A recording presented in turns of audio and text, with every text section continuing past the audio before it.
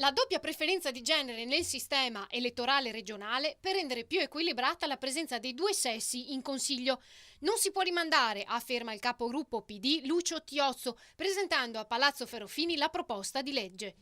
Noi partiamo dal fatto che la rappresentanza femminile nel Consiglio regionale è sottostimata, mentre a livello nazionale, soprattutto il Presidente Renzi, sta spingendo perché ci siano le donne all'interno del governo, all'interno della segreteria.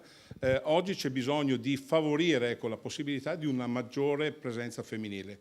Con la doppia preferenza di genere crediamo, come è avvenuto in altre regioni, che si faciliti, ecco, e si dia un'opportunità in più agli elettori di poter avere più donne all'interno del Consiglio regionale.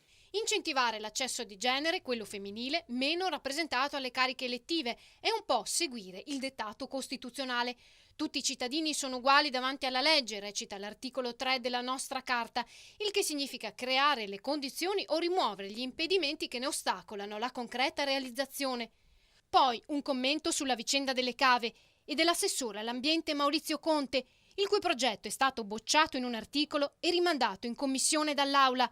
Tiozzo ribadisce si dimetta. Abbiamo chiesto di dimissioni perché un assessore che viene in aula, insiste perché questa sua proposta di legge sul tema delle cave venga approvata e poi viene bocciata dalla sua maggioranza, dovrebbe avere l'umiltà e anche la serietà politica di dimettersi, visto che è stato abbandonato dalla sua maggioranza, ma soprattutto dal Presidente Zaia.